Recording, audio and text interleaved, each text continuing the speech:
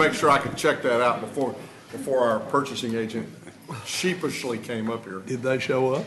They didn't show up. I think they sent, it was Just barely. clerk will call the roll.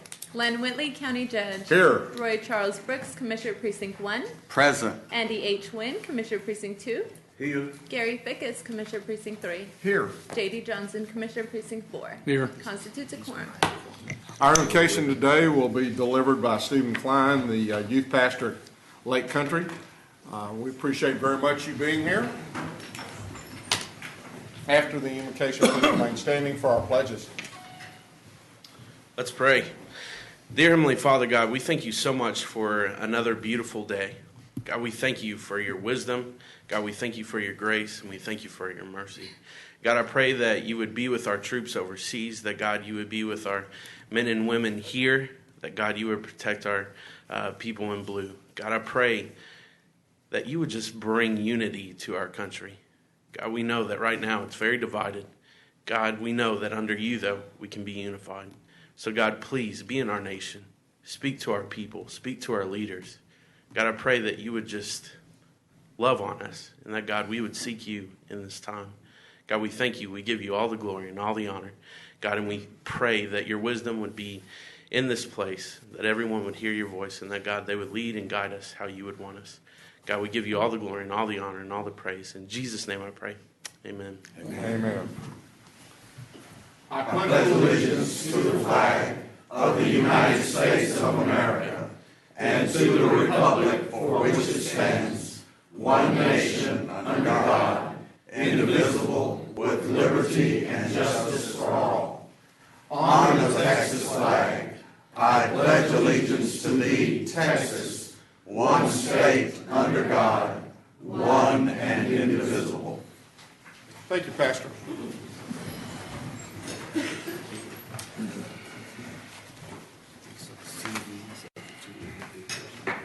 Mr. Manius. Thank you, Your Honor. Members of the court, we have two agenda announcements this morning.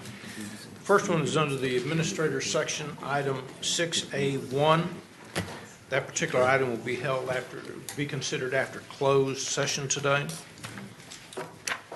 Also, members of the court, under Sheriff's Department, item 6G1. This is the processing of invoices. We're going to ask that that particular item be held. And then finally, there's a slight agenda correction that I want to point out. Under agenda announcements, which we're in right now, we've listed as A, minutes for the regular meeting of October 18th. That should have been a separate Roman numeral. So, Your Honor, I ask that you consider that after we finish the announcements. Excellent. Second one. Excellent. So at this time, I will ask for a motion to approve the minutes of our October 18th regular meeting. So moved. Second. We have a motion and a second. Any discussion? Please vote. Commissioner Wynn. Motion passes unanimously. Court members, you have before you the consent agenda. I move approval of the consent agenda. Second. We have a motion and a second. Any discussion? Please vote. Motion passes unanimously. Mr. Manius? Thank you, Your Honor. Since we're skipping item 1 until after close, Ms. McMillan will do items 2 and 3. Good morning, Judge Commissioners. Morning. As you may recall, in May of last year, Tarrant County approved participation with the City of Fort Worth in tax abatement for Winter LLC, doing business as Facebook, for the development and operation of a multi-building data center in the Alliance Gateway area. The project comprised of up to three 250,000 square foot facilities at a total investment of $250 million for each facility. 3 separate tax abatement agreements were approved for each facility, for initial facility, the subsequent facility A, and subsequent facility B. Following that action, Winter LLC purchased an additional 40 acres of land adjacent to the original 110 acres that was included in Fort Worth's reinvestment zone number 90. The City of Fort Worth has now added this additional land area to the reinvestment zone through the amendment and approval of reinvestment zone number 90A. Because it is anticipated that a portion of the subsequent Facility B may be located in the added land area, Winter LLC has requested that the tax abatement agreement for subsequent Facility B be amended to include the amended portion of Reinvestment Zone 90A and all references to Reinvestment Zone 90 in the tax abatement agreement. We're asking today that you approve the First Amendment to the 2015 tax abatement agreement with Winter LLC for subsequent Facility B in order to incorporate a modification to the City of Fort Worth Reinvestment Zone 90 to include additional land as set forth in Reinvestment Zone number 90A and approve the resolution certifying such. Move approval. Second. We have a motion and a second. Any discussion? Please vote. Motion passes unanimously. The next item, the City of Fort Worth has approved and the amended reinvestment zone, and as such, Winter LLC is now proposing to add 2 additional data facilities of the same size and investment level on the added land to the reinvestment zone. They have requested tax abatement in the same amount as we received for the first 3 facilities. The first 2 facilities, the initial facility and subsequent Facility A, are under construction and due to be completed this spring. So today we're asking that Tarrant County approve participation in 2 tax abatement agreements for the abatement of taxes on eligible real and personal property improvements made by Winter LLC for the location of new data center facilities in the Alliance Gateway Park for a period of 10 years at a maximum abatement percentage of 60% as it relates to Tarrant County taxes and 40% as it relates to Tarrant County Hospital District taxes as set forth in the 2 abatement agreements provided. Move. Move for approval. Second. We have a motion and a second. Any discussion? Please vote. Motion passes unanimously. Thank you. Thank you.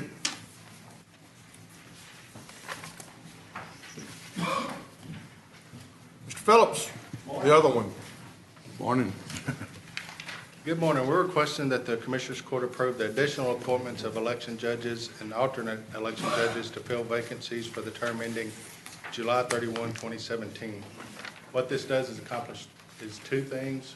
From your previous appointment, it fills any vacancies that were existing at the time, and it also fills any vacancies that were created due to resignations. All of these appointees are from lists provided by both the Republican and Democratic parties. Move for approval. Second. We have a motion and a second. Any discussion? Please vote. Motion passes unanimously. Thank you. Thank you. Hang in there, Mr. Phillip. It's going to be a rough ride. Good morning. Good morning. Our first item is to request that you receive and file the personnel agenda. So moved. Second. We have a motion and a second. Any discussion? Please vote. Motion passes unanimously. Our next item is an approval of an out-of-class pay extension for the Justice of the Peace Precinct 3. This will be effective October the 30th, and the cost to the general fund is $790.96. Move for approval. Second. We have a motion and a second. Any discussion? Please vote. Motion passes unanimously. Our next item is an approval of a change to the table of organization for the Criminal District Attorney's Office.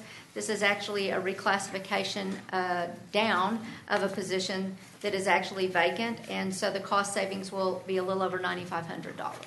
Move approval. Second. We have a motion and a second. Any discussion? Please vote. Motion passes unanimously. Our final item on the action agenda is an approval of a waiver of terminal benefits. This will be effective November the 14th for the position of a managing attorney in the district attorney's office. As said before, there's a net cost to the general fund of approximately $8,500. Move approval. Second. We have a motion and a second. Any discussion? Please vote. Motion passes unanimously. Thank you. Mr. Beecham.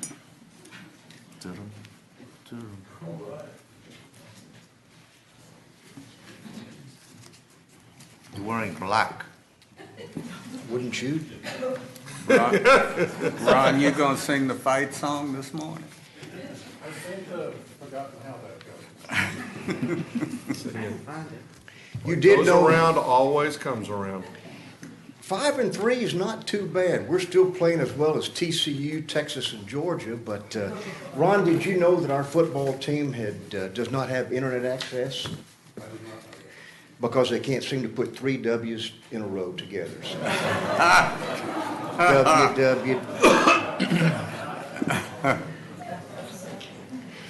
We have 3 items for your consideration this morning. Our first item is a bid award recommendation for RFP 2016-126, RFP for the First Offender Program. Recommendation to award the Lena Pope Home, amount of $100,000. If approved, we're seeking contract approval from the court. Move approval. Second. We have a motion and a second. Any discussion? Please vote. Motion passes unanimously. Item number 2 is a bid award recommendation in regards to RFQ 2016-180. On October 4th, 2016, through Court Order 123679, we brought this RFQ to the court for approval. At that time, there were 5 vendors that you approved. The 2 vendors are shown in your court communique today, Altman Psychological Services and Monica Jeter, PSYD, were under contract negotiations. We're asking that they be added to that original list of 5 approvals under the umbrella of the $142,500 worth of expenditures. And those will be just 2 more Yes, sir. options under the Exactly. move approval. Second. We have a motion and a second. Any discussion? Please vote. Motion passes unanimously. And our last item is a bid award recommendation for bid 2017-003. This is a new contract for copier maintenance, supplies, repairs of Lanier, Panasonic, Ricoh, and Toshiba copiers. Recommendation be to award on a per unit price basis, awarding to Neville Document Solutions. Move for approval. Second. We have a motion and a second. Any discussion? Please vote. Motion passes unanimously. Thank you.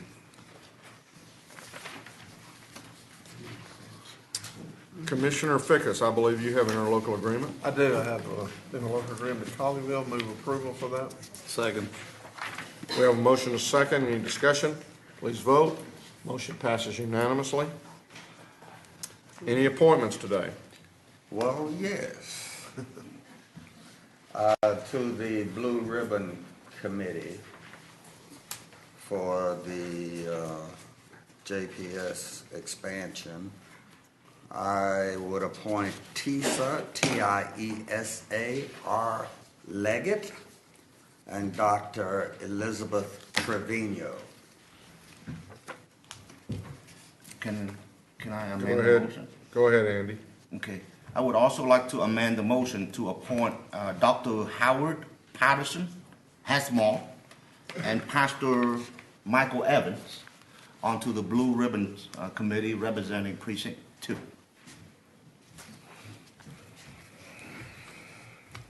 Commissioner Fickus? I have no appointment today. I'll have them next Tuesday. Okay. Commissioner Johnson? I have none today.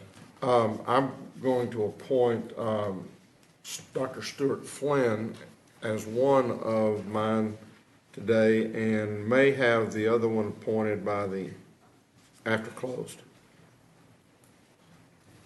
Cool. So, we have 5 of the 10. That was a motion. Did we have, we don't really have a I moved second. acceptance of the 5. And then you seconded the motion for the 5. I second the motion, sure. Please vote. Motion passes unanimously. Court members, you have before you the claims, including the addendum, not the agenda, but the addendum.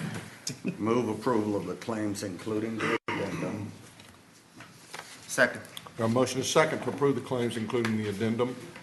Please vote. Motion passes unanimously. Mr. Manius, briefing items. Thank you, Your Honor. Members of the court, we have 2 items that we're going to bring to you this morning. The first one is An update on the Tarrant County Long Range Planning, which is related to the JPS Health Network. I have given you a briefing several weeks ago. I think that today you're going to really appreciate the briefing we have. Today we have Warren Lyons, who is one of the principals with HMA, who is our consultant on this particular project. He'll be leading you through this presentation. So, Mr. Lyons, is with us.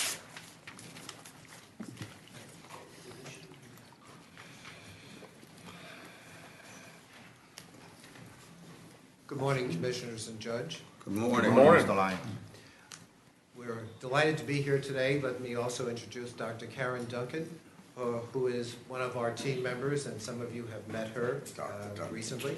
And the two of us will be giving you a brief update on the progress to date.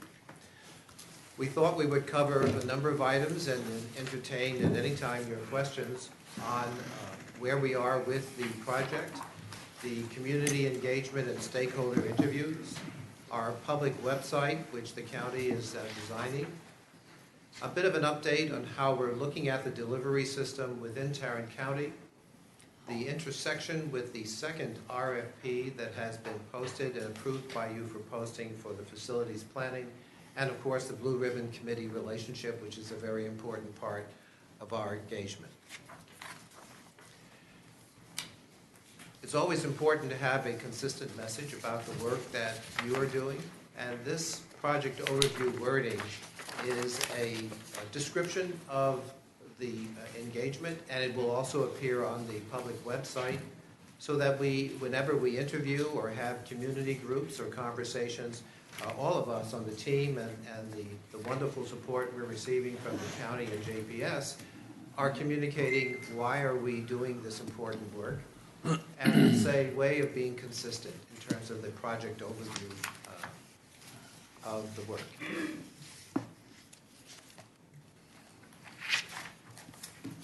Our updates are going to be monthly to this court, and I wanted to let you know that Karen and myself and others on our team are very pleased with the support from GK and his county team, as well as JPS Robert Early and his team.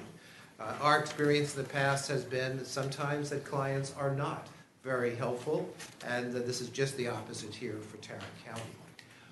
We will be here on the fourth Tuesday of each court meeting at your convenience to give you an update. This is our first. We also will be back next week meeting with the JPS Board of Managers Planning Committee, again to make sure that that board is fully aware of our work and to answer their questions. With GK leading, we have a weekly conference call with leadership and liaisons from both JPS and the county to keep on track. We provide written dashboards and updates, which will be posted on the public website.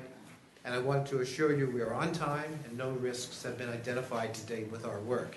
We do plan that if there are issues to confront them immediately and resolve any concerns, but right now we're in very good condition. This is a dashboard that we are using, and it is something which provides your leadership and JPS leadership with an overview of where we are on our project timeline, the tasks that we have done to date, what's coming up for the next couple of weeks, and who is responsible for it. It's a way for us to coordinate our team with your team. Probably the most important process is listening to the voices of the community and of the stakeholders about the very important work that JPS does and what the future public health needs are for Tarrant County. So as you know from our proposal, we have organized a series of community forums, focus groups, interviews individually and in group settings, including, of course, this court and with JPS board members. And we are in the process, and I'd like to describe a bit of that process to you. We've organized 3 components, one of which are community forums that will be scheduled in each of the precincts, 2 focus group meetings of concerned individuals who have experience as either patients or advisors to JPS, and a long list, an important list of individual interviews, many of whose names came from this court and from other stakeholders. The process is disciplined. Each of these community forums will be approximately 90 minutes, but with an open time frame to be sure if there are additional concerns or questions that we are prepared to support that. We will have language translation in Spanish and Vietnamese. Soon we will be announcing, the county will be announcing the dates and locations. And there will be broadly advertised with your help as well to be sure that as many people as possible who have an opinion, who have questions and issues, and want to learn more about what we are up to in terms of this review can hear from HMA and also from staff. The agenda, again, for our community forums is focused. We'll introduce the work that we're doing. We'll listen and obtain and document the information that we received. And we'll also inform at those community forums that we have a public website, which we will discuss shortly in this update, so that questions can be asked and initiatives can be described to anyone who's interested in the process. We'll also have two smaller focus groups, those who have used JPS as patients and those who serve on advisory councils. Those are being scheduled as well, and we hope to complete those in the month of November. We are not going to attribute comments to those who are at those meetings. We want to retain the ability to have candid conversations without attribution in terms of who said what. And we will be using a well-thought-through process of facilitation for these smaller focus groups. As the court members certainly know, we have a list of no less than 90 people who will be interviewed, and which we have a list for you in this presentation. In fact, we're starting those interviews this week. And we will expect to see themes that we can learn from those interviews to help inform our work. With your guidance and that of GK and the members of JPS, we have scheduled interviews in a number of areas: elected officials, you can see the list, educational affiliates, hospitals, skilled nursing facilities, law enforcement, behavioral health, the Medicaid managed care organizations, community groups, civic and business organizations. And since healthcare affects all of us, that's why we have so many different groups of individuals who are important to the process. I'm not going to go through this list. I don't believe you've seen that list, but we have for the public presentation slides that show the individual interviews that have been or will be scheduled. Before you go through that, I do Yes, want to sir. go through that, because in going through this list, there are some individuals that I think need to be, I think it needs to be expanded, or some individuals who need to be included. Under elected officials, I would like to suggest David Cook from Mayor of Mansfield. Under educational affiliates, Stuart Flynn, I think he's the new head of the med school, but he really is not representative of the University of North Texas Health Science Center. Dr. Williams, who is the president of that institution, really, I believe, needs to be the individual. And if not, I know he's having some surgery done on his knees, which is probably a HIPAA violation. Okay. If he chooses not to be available, or he doesn't think he can be available for an interview, then I would like for you to ask him to suggest someone that represents the University of North Texas. Under law enforcement, again, Mansfield Police Department, especially given the fact that they're currently contractually housing all of Fort Worth's jail. I think they need to be a part of that. I'm not sure what, if you're looking for a replacement, I would say Ken Bennett with the Hearst Julius Bedford Police Department for the school system might be someone that you would stick in Mansfield instead of. For the hospitals, again, I don't know, I keep saying Mansfield, but there are probably one of our third largest areas. You've got a Methodist Mansfield Hospital down there that is doing great things and is growing, and I think getting their input would also be critical. There are two major physician groups in Tarrant County. One is the North Texas Specialty Physicians, and Tom Dees or Ira Hollander or their CEO would, I think, be good. And then under primary care behavioral health, Larry Tatum is the head of a major physician group from that standpoint that I think needs to be interviewed. And then back under business and civic organizations, I grew up in Grand Prairie, not Grant Prairie. So you might want to change that to the Grand Prairie ISD. And then again, I would probably look at, from that standpoint, either the Mansfield Chamber and or the Mansfield ISD. Now, I don't know. No, I'm going to back up. The one that I think we're missing there is the Arlington ISD with Dr. Cavazos, who is, by the way, the superintendent of the year for Texas in the school district. So those are the names that, at least as I looked over the list, that I think we need to include in those interview process. And if we're locked in at 90, then We'll do some adjustments. Your Honor, if you could just give us those names after court so that we Okay. can make sure we have them all. anybody else, I don't know. I will have a list to round out your diversity in several areas. I'll submit that next week. Okay. I'll get some additional recommendation to you. Just want to make sure we include the Tarrant County portion of the city of Grand Prairie.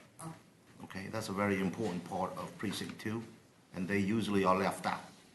Okay, because they are bordering Dallas County. So Yes, so If y'all have any additions to those, just simply provide it to us and we'll make sure HMA gets them. We'll do that. Great.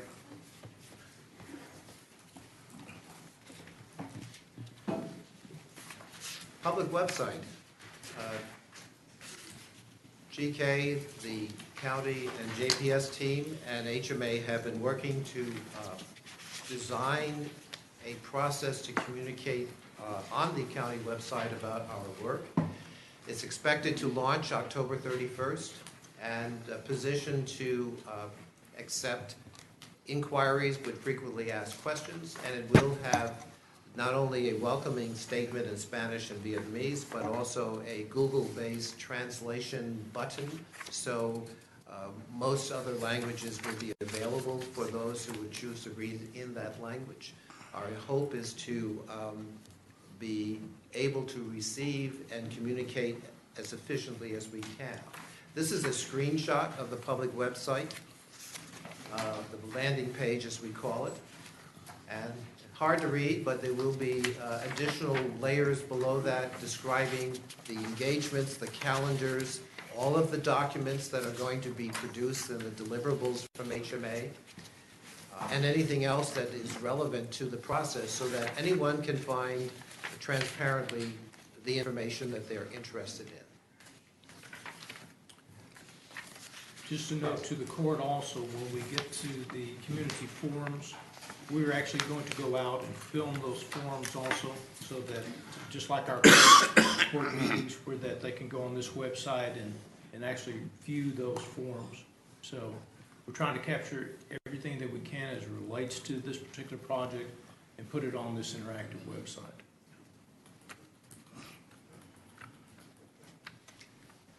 This court also released recently RFP 2017022, which is the second RFP for the facilities project analysis. Wanted to assure the court that HMA has been well aware of that process. It's important to us to be sure that our work coordinates well with that second effort. And I will be observing the pre-bid conference that's scheduled for November 7th and provide as our team will, advice to the county on that process to be sure that it fits well within the overall engagement. Dr. Duncan would like to talk a bit about the delivery system and some of the interviews that we have scheduled. So good morning. Good morning. So the delivery system, that is a work stream that we have started. We are a team of subject matter experts, and that team consists of those who have done work and has expertise in behavioral health, in community ambulatory medicine, population health, graduate medical education programs, and hospital systems, in particular around operational efficiencies and quality and patient experience. So that team has come together. They've started making contact with their JPS leads. They will be receiving the information that comes in from our stakeholder engagement. We feel that that is the most important information that comes into this team to understand what the community sees to be the needs of Tarrant County. And then we combine that with the data that we will receive when we look at the environmental scan, the market analysis, and most important, really, what will the future population of Tarrant County look like? We also look at the existing Tarrant County delivery system of care. And so that's anywhere from all the hospital systems to your community programs, to your school-based health programs, to your homeless, your long-term care programs. So we will be taking all of that information, looking at it at a high level across Tarrant County, and then looking at where JPS fits into that. So we have started that work, and we will be continuing that work and look forward to really bringing to you a plan that we see will last Tarrant County and really serve the needs of the population that you currently have, but most importantly, what the future population will look like. Warren? Not sure. You go ahead. Delighted to hear about the additional appointments to the Blue Ribbon Committee. I wanted to assure the court that as you introduce those members, if they have not already or are scheduled for interviews, that we are committed to receiving your guidance, that we can bring those new Blue Ribbon Committee members up to date on the process, to provide the educational resources that we have available to be sure that all members of the Blue Ribbon Committee feel that they have common knowledge about the project process and its goals. So we're prepared to work with those members as you appoint them and to make sure that they meet the goals of the court in developing the recommendations. As Dr. Duncan indicated, we are interviewing starting today and tomorrow. I believe our first conversation tomorrow morning actually will be with Texas Health Resources, who contacted us and said, we're rearranging our schedule. We really want to have the opportunity to spend time with the two of us tomorrow. So we are following up on the letters that GK has sent out, inviting those individual interviewers to be scheduled with us. So in summary, we are on project timeline that is consistent with our proposal. We're delighted with the support that we're receiving from all of you and from both the county and JPS. And look forward to being back here frequently over the next couple of months, including next week at the JPS Planning Committee. Are there any other questions that the court would have of Dr. Duncan or myself today? I have one question. Can you explain to the court how you are planning to engage the indigent population? They are the core clientele of JPS.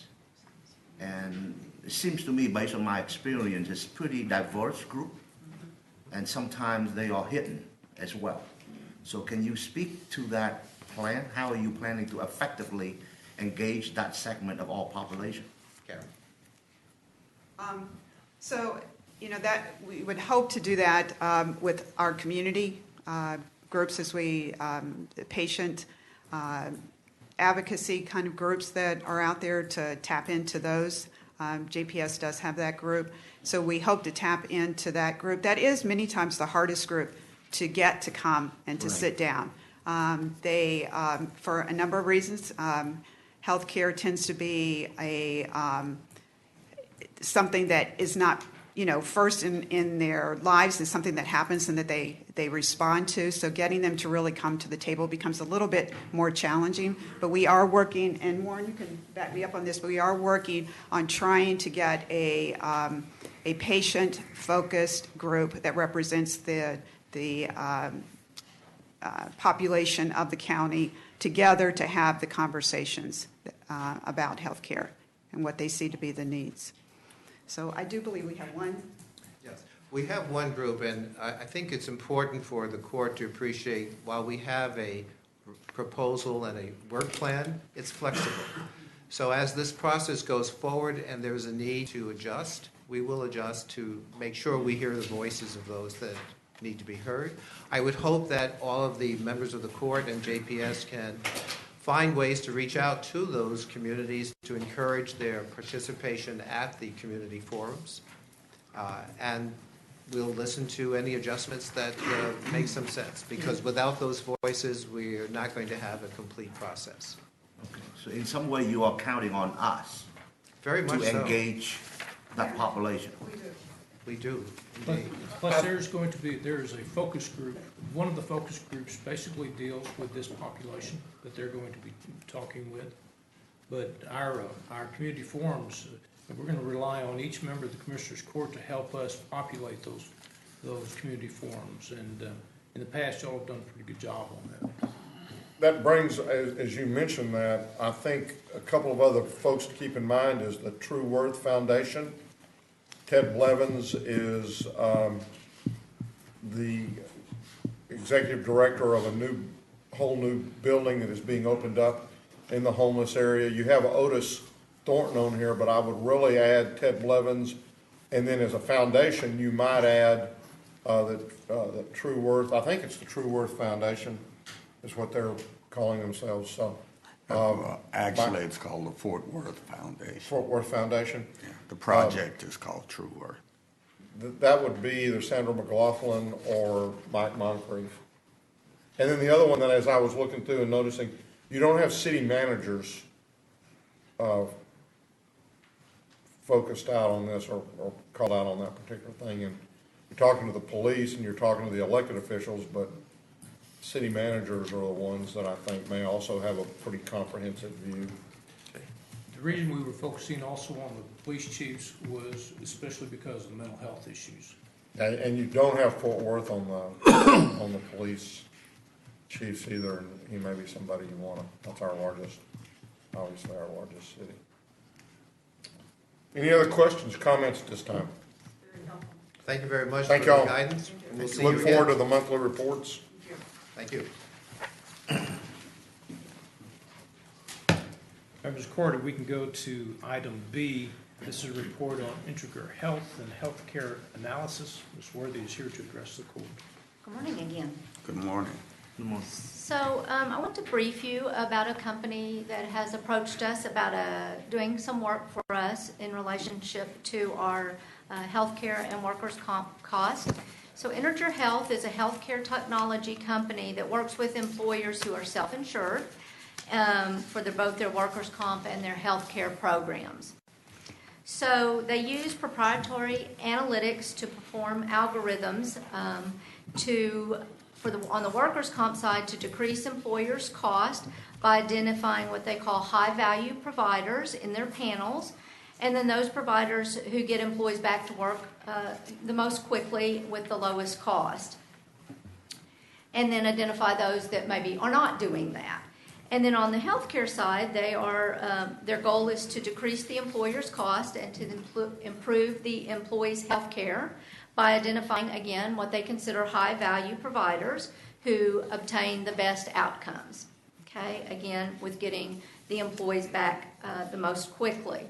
So to do this, they have requested that they do an initial project of us at the cost of $5,000, and that project would allow them to look at our data, and I'll explain that in a moment, and then propose to us whether they think they can assist us in those cost savings, and if they do, there would be a further project, and I'll cover that in a moment. So if we were to participate in this, we would provide them 3 years of claims data for both the workers' comp and the medical side, as well as our time records for our employees with regard to leaves, sick leave, vacation leaves. Since we don't use PTO, with this, which is just a one bucket, we use multiple buckets in personal, sick, and vacation. And then they're going to take this data and lay it on top of each other, is my way of explaining it, and look to see how they identify what they call high-value physicians. So they would look at when an employee has an absence and when they have a claim at the same time, and then track whether they have follow-up claims with those types of illnesses or conditions, when employees return to work, and those type of things. They also factor in, if the employee maybe based on the codings of the claims has other issues, age issues, and that kinds of things. And then they would basically do a calculation, what they consider an average risk adjusted by cost and by a diagnosis. And any reports they were to give us would be aggregate reports. And so that they would, if we were to go further with this and they identified that they could provide us savings, they would expect a 3-year contract. The current cost that's being proposed is a per employee per month cost of $7 for medical and $1.25 for workers' comp if we were to go into a long-term relationship with them. I do want to remind you that in 2013, we established a 504 medical program with our workers' comp program, and we have since that time seen significant cost savings with our workers' comp program. In 2014, we expanded our return to work. In that 504 program with our workers' comp, we actually have primary treating physicians that manage the case, and then we have a panel of physicians that are in our workers' comp group, and we have seen significant cost savings already. So I guess under what they're proposing, by going back 3 years, we won't pick up claims data for a year prior to the time that we've instituted this new panel. So it would truly be, all 3 years would be under the new panel. And just recently, Budget and Risk Management ran a report comparing the 3 years before we went with the 504, and they show about a little over 11% decrease in cost over that same period of time, and an approximate savings of over $360,000 per year on claims. So that program has been a good savings tool for us. Additionally, under United Healthcare, of course, they have their premier designation for their physicians, where they look at their physicians and determine those that they believe are the most efficient physicians in treating different conditions and certain specialties. And we do already reward our employees for choosing premier physicians in a specialty area. Should we want to engage in this type of relationship with Integer, they would, and if they identified physicians that they believed to be high value, then they would encourage us to work with our employees to have them use those physicians more often. Of course, this would be separate from our PEBC program, so it would have to be administered by the county because the whole PEBC would not be using it. We obviously don't know at this point if it would have any impact on our excise tax. You know, that's all still up in the air, what's going to be happening with excise tax coming forward. I'm happy to answer questions with you, go into more detail. I do have a representative from Integer here, Dr. Jack McCollum is here, and I'll be glad to answer any questions you might have or entertain your comments and see if we want to go forward with bringing this to you for a vote. Let me make a couple of comments. We've been talking with Jack and his group for probably, it's been 1.5 years or longer. It's just taking it that long to get through our system. What is that? What they're basically saying is, and I believe you're working and have been working with Fort Worth now for some time. They were a little bit faster. But the 5,000 is simply to pay for the cost of accumulating the data, and then from that accumulation, being able to see whether or not they believe they can help us or not. And to that end, I think it's very good way to go forward. Now, whether or not PEBC would eventually adopt it would have added at least a couple of more years to the point of getting to this point. And I think that if you detect a little frustration, it's there. But I believe that certainly if they come back and show us results like they've been able to accomplish through Fort Worth's deal, that it will be worth our while, and I think PEBC would, as a whole, pick that up. There are a number of different organizations that are popping up now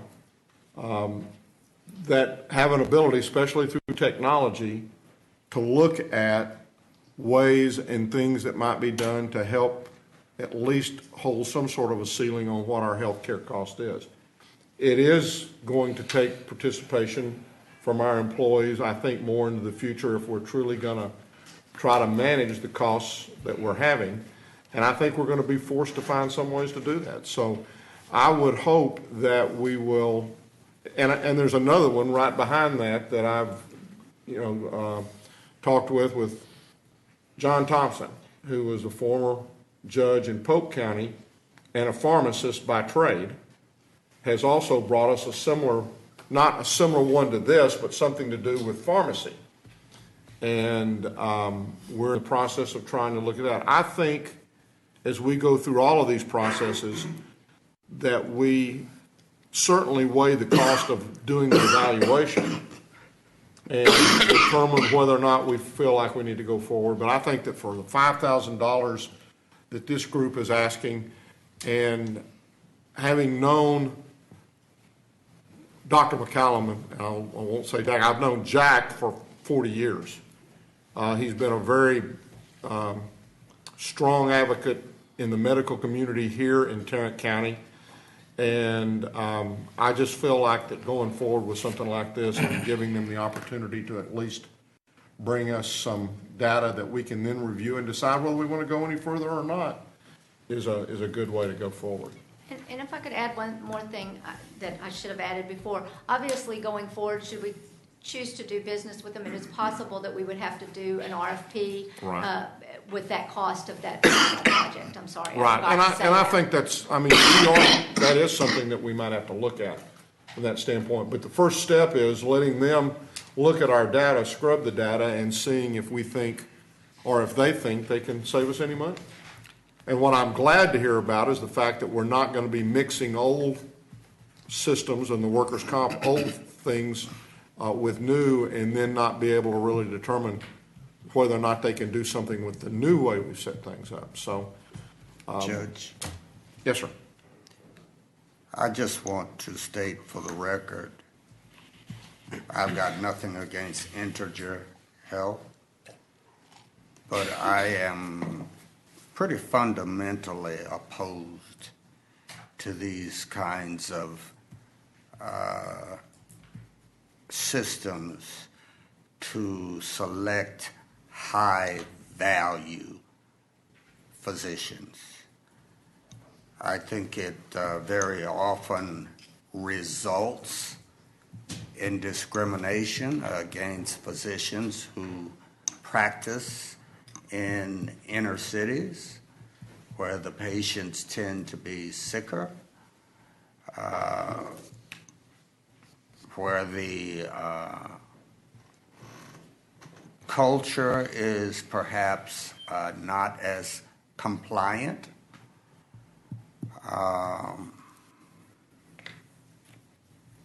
I will not support this, and those are the reasons why. And Commissioner Brooks, I certainly understand, and having had a lot of clients that worked within doctors as clients, I will tell you that the organizations for which Dr. McCallum has been a part have had members across all of those deals, all of the lines that you just mentioned, and I think are even more particularly conscious of that as they have tried to create organizations within Tarrant County. My problem is, how do you write an algorithm that covers the conditions that I just described? How do you cover that with an algorithm? With technology today, we do more and more. And I think yes, figuring out what a quality physician, but to stop and think that there's not a way to identify a physician that gets better results given the different variables that go into that. You know, realistically, there are good doctors and there are not so good doctors and there are great doctors. And I will be honest with you and tell you that when I got ready to pick a doctor, I would call the doctors, and they pretty well know who those good, great, and not so great are. But to simply say we're not going to try to identify those who get better results, I think we're going to have to, as we go forward, as a consumer of medicine, find some way that the groups of doctors have said there is a way to evaluate. We're going to work hard on trying to figure that out, and then we're going to incentivize our employees, where we're having to pay for the health care, to go to folks who have some way or another been evaluated. So I understand where you're going. Go ahead, Andy. What is the end goal? What is it that we are trying to accomplish with this initiative? I think that they are proposing that they can save us money on claims by directing our employees to what they are calling the high-value physicians that will have less reoccurring events if an employee has a condition, that they manage those conditions. So the goal is to save money? Well, absolutely, yes. Okay. And of course, there would be, in their pricing, so they would give us that per employee per month, and then they would get some percentage of the annual claim savings that we might have. Okay, and the estimated cost is about $7 per employee, you said? Per employee per month, with the health care plan based on the number of employees we have approximately, and then there would be a cost for the workers' comp. If you were to use both, they discount it somewhat, but yes, it would run $7 to $8 per employee per month. But that's the second phase. That's the second phase. I really think that we need to make sure that we divide the initial issue versus the secondary issue. But the two are related, GK. Let me explain. Because if the cost of the end goal is not justified, because our goal of doing this is to save money, and if we were to expand $7 per employee, we have approximately 5,000 or so employees, give or take 4,700. So that's about 35,000 or so per month. Per month, okay. So if the saving is not at least $35,000 a month, then is it worth the trouble for us to run through this pilot, exposing our employees' proprietary data to a vendor? That's my first concern. My second concern is, if we decided to engage this one particular vendor, and like I said, I have no knowledge or information or relationship with this individual company. However, if we decided to move forward with the second phase and we go out for a competitive bidding process as required by law, wouldn't it create a perception of impropriety? We may be viewed as we are favoring one vendor over another. You see, that I'm not saying that that is a problem. I'm saying that is a potential issue that we need to be cautious of. Okay? It's like we are allowing Dell computers to come in here and give us 5,000 units of test pilots. And if we liked it, then we're going to go out for an RFP, and then IBM and other computer manufacturers would be able to bid. But Dell already has a leg up because they already have relationship and they already have information established and so forth. So from a competitive bid standpoint, we need to be cautious about that as well. And that is my opinion. We also need to be cautious about adopting any health-related program whose first concern is saving money, not producing better health results. I believe that the whole purpose of it is to determine whether there are ways that we can get better results, and as a result of that, get our individuals back to work quicker, again, without taking the very first step, which the 5,000 is simply to allow for the cost of getting the data and then beginning to run it through their system is the only cost that we're looking at right now. This is one of the fastest growing areas within our budget. It is. And I believe that we're either going to be looking at ways to reduce the cost without reducing the quality, and it doesn't have to have one in order to do the other. We're either going to do that or we're going to end up, I feel like, having to find other ways to control our costs, which may be providing less benefits or charging more for our employees to do that. And for me, this is just, it is a drop in the bucket to get an idea of whether or not, given the new technology, we have the opportunity to promote or to find additional savings without sacrificing quality. And what I do know about what these folks are trying to do is, you know, they've lived here, they've been here, they've worked with the folks here. They're not going to try to do anything, I think, that in any way harms this community. It's $5,000. I hope that we'll go forward with it. Now, is that something that we're looking for a motion today? No, sir, this is just a briefing item, and we would bring it back for. I'd like you to bring it back. Yeah, it's just, I'm really concerned because when we put an incentive for doctors to hurry up and treat the patient, okay, we may create an incentive, an encouragement for the doctor to focus more on business transaction versus the health of the patient. And we have to be very cautious about that. I'm not saying I'm opposed to this. We need more information. We need to explore this thoroughly because we may get the unintended effect of what we are trying to do. And I understand that. And I think, obviously, I think what they're looking at when they say high value is those doctors that, let's say they do surgery, that the person doesn't have complications, or that they don't have to come back for treatment, or they're managing a particular illness in an efficient way so that you don't see the employee having reoccurring appointments or reoccurring issues. And so there is a balance between efficiencies of treatment and cost and value, and them being effective, good physician to that person as well. Okay? And I would, hopefully we'll bring it back fairly quickly. Yes, sir. Thank you. Those are all the briefing items we have this morning, Your Honor. We do have an audience participation.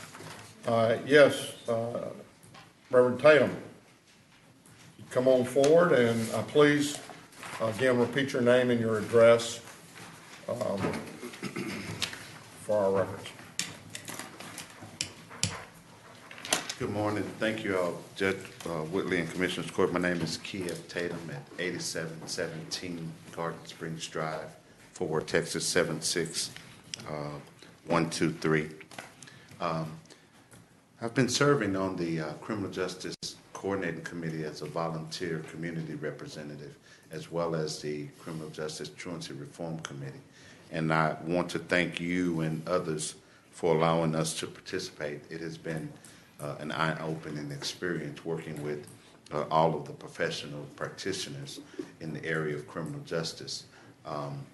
They definitely have a handle and a perspective on how we can adjust and improve the system. However, in my time serving, I've seen clearly that there needs to be a couple of things that need to happen. One of those things is, I think, more people who are adversely impacted by the system needs to have more engagement in the system's reform efforts. We were at a meeting this past Friday, and there was some brilliant conversations going on from an institutional perspective and a practitioner's perspective, but it was all centered around their perspective. And as a person who lost a brother in the criminal justice system who died with AIDS in prison, I tend to have a more personal perspective when I hear conversations about what happens in those systems. One of those issues is the cost that we're spending on our criminal justice system, our educational system, and our mental health system. We're spending an enormous amount of money, but we're not altering the behaviors of those who are being housed or who should be educated in those systems. And so I'm one to believe we're not being smart on crime, we're not being smart on education, but we are producing, as many of us say, a cash cow con, because we're spending money, but we're not getting different results. And right now, the mayor has just in Fort Worth created this initiative, this reading initiative. 84% of the black kids in the 3rd grade cannot read on grade level. 84%. I've been doing this work for 25 years, and the numbers are going down instead of up in this community. When I hear those kinds of numbers, that's a crisis for me. That's a crisis for the community. And so it says to me there has to be a shift in how we address these issues, because as many of you all know, when 3rd graders can't read, the numbers of them becoming incarcerated are great. Because if you can't read, you don't go on the offensive, you go on the defensive. And then you lose your ability to reason, both in terms of home, at school, and even with authority, because you're now rebelling against those systems because you don't have a comprehensive understanding.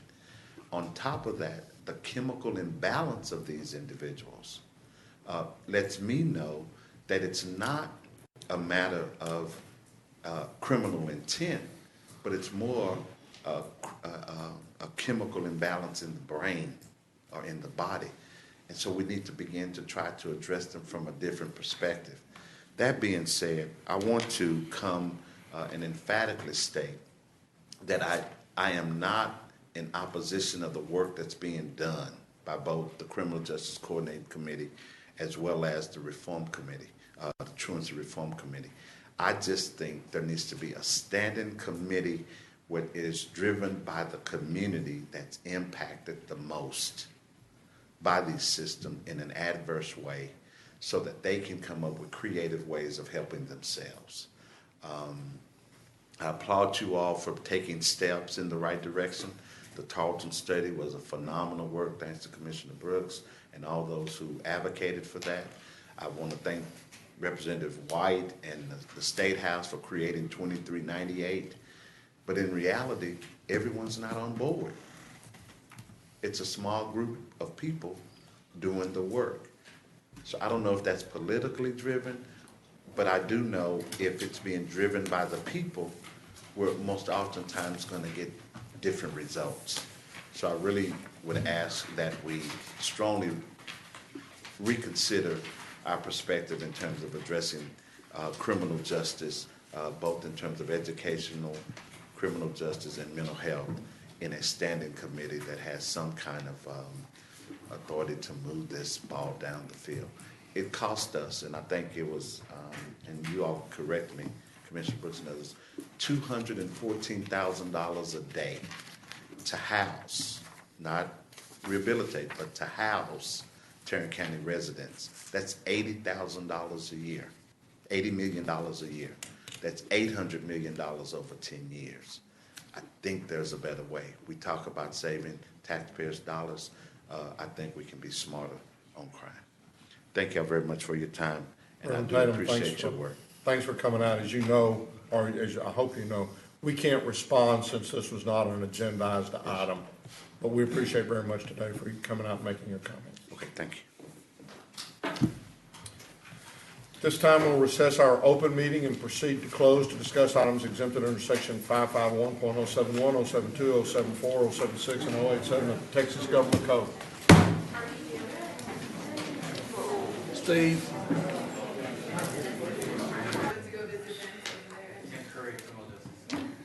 Having returned from our closed session, we will now address the following matters. Members of the Court, we can go to the Administrator's Section, Item 6A1. We're requesting that the Commissioners' Court grant permission to file a suit for declaratory judgment to contest and challenge open records ruling OR-2016-23314. So move. Second. We have a motion and a second. Any discussion? Please vote. Motion passes unanimously. There being no further business, we're adjourned. All right, I got the meeting put off at 1:30. Let's roll. This wasn't as bad as I thought today.